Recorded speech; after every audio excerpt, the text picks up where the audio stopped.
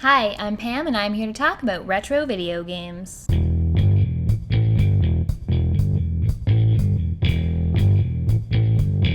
The game I'm reviewing today made me a master of blasting. It's Blaster Master, which I always want to call Master Blaster, but that's not right. Blaster Master.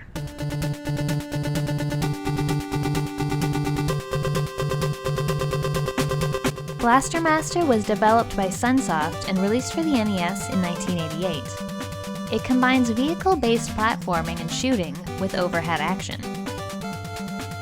During the platforming sections, you drive around in a tank, which can jump and shoot its cannon in multiple directions to take out enemies. There are also 3 special weapons that can be used. There's a homing missile, which seeks out targets, Thunder Break, which shoots lightning below you, and Multi-Warhead Missile, which shoots 3 missiles at a time. You have to find ammo for these special weapons in order to use them. The platforming levels are not straight side-scrollers. Areas are often huge and include multiple levels and different surfaces like underwater areas. Figuring out where you need to go is one of the challenges in the game. You can press select to make your character exit the vehicle, though this is generally not a good idea since he's pretty weak and it's mostly just used to enter dungeons. When you do go into a dungeon, the top-down action starts. Much like the platforming sections, the dungeon can be rather large and maze-like. Some dungeons feature a boss, while others are only filled with minor enemies and power-ups. You can defeat enemies using your basic gun attack or by throwing shorter range grenades. Your gun can be made more powerful by picking up gun capsules. So, what's the story in Blaster Master? I'm glad you asked, Pam. It all starts with a guy named Jason, and Jason has a pet frog. What's the frog's name? Fred. That's a good name for a frog. One day, Fred escapes. Oh no! Oh yes. Jason, who loves his pet frog, gives chase, only to watch Fred run into a radioactive chest, grow to an enormous size, and then fall into a hole. Okay.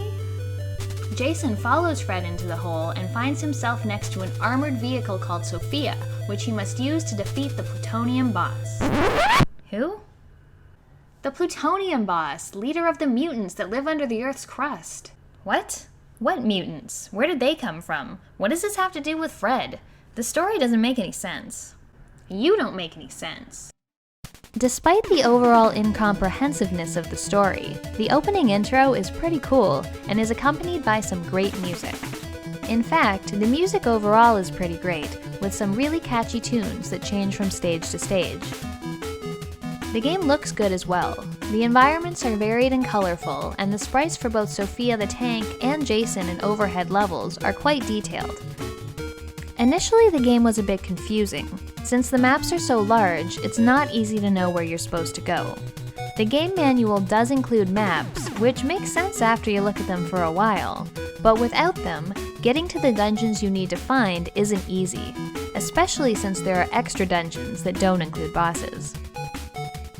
I love that this game combines the playstyles of 2 different genres. However, for me, one of them was a lot more fun than the other. The platforming and tank combat is the best part of this game. It's adequately challenging and gives you a lot of options between the ability to fire in multiple directions and the 3 special weapons. The levels are well designed, and your tank learns new abilities as the game goes on to spice things up a little bit. One of the first things you get is the Crusher, which allows you to destroy some types of walls, opening up new areas. The ability to hover, which you get from the Stage 3 boss, lets your tank fly up to previously unreachable heights. This is a particularly enjoyable upgrade, though I often found myself wasting my hover fuel by double tapping A when I didn't need to. The later upgrades give you the ability to climb walls and ceilings, which sounds good, but is actually kind of annoying as it makes your tank stick to every surface. I had to relearn how to control it in order to get where I wanted to go, and ended up falling into a lot of death pits. At times you will find doorways that your tank is too large to get through.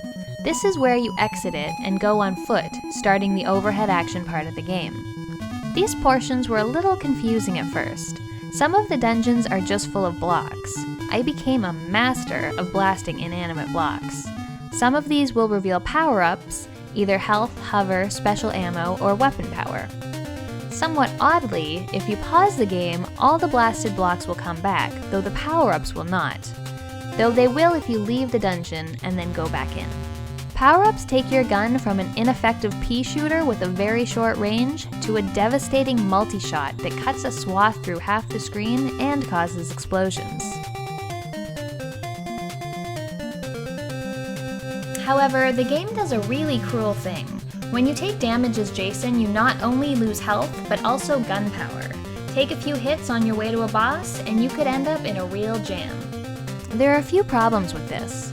First, it means that the worse you are at the game, the harder it becomes. This seems backwards. Second, gun power-ups are hard to come by. Some boss dungeons don't seem to have any at all. While health pickups drop from defeated enemies, gun capsules are few and far between. In Stage 5, I found no gun capsules in the boss dungeon and was unable to defeat the boss with my terribly underpowered weapon. I ended up having to leave, go find another dungeon, and go through it twice in order to get back up to full power. Plus, I was not able to take a single hit while going through these or making my way back. My experience with the boss went from total frustration to being able to stand in one place and fire continuously for 20 seconds until the boss dropped dead.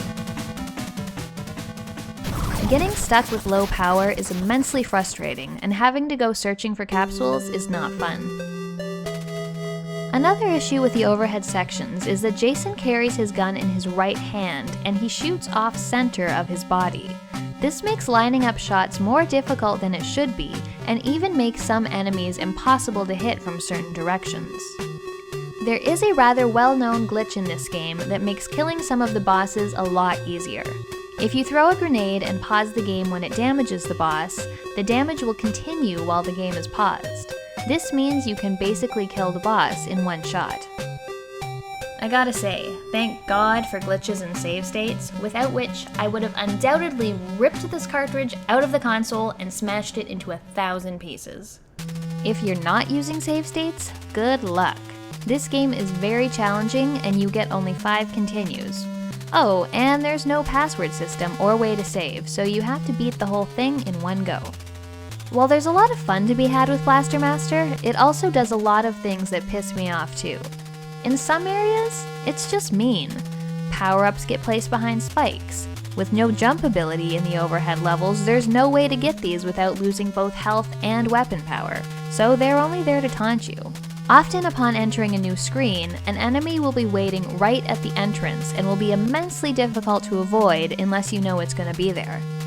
The length of the game is also padded out by forcing you to backtrack to get to new areas. For example, to get from stage 6 to 7, you need to go back through stages 5, 4, 1, and 2. Having to backtrack and explore the dungeons that don't have bosses for power-ups doesn't really add anything to the game, and it could have been a tighter, more enjoyable experience without these things. My feelings on Blaster Master are similar to many of the more difficult NES games I've played recently. Had I played this game as a 10-year-old with only a handful of games to play, the difficulty, length, and exploration required would have been positive things. However, as an adult with a lot of options, it just seems excessive. Blaster Master is in turns a lot of fun and extremely grueling. The platforming and vehicle combat sections are the real standout here, while the overhead action is extremely punishing and a little awkward due to how your shots don't line up with where your character is standing. While I appreciate that this game combined multiple different genres, I really found myself looking forward to one while I dreaded the other.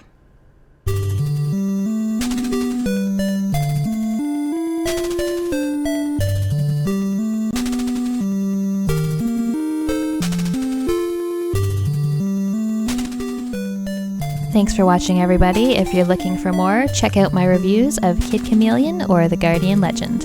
I'll see you next time.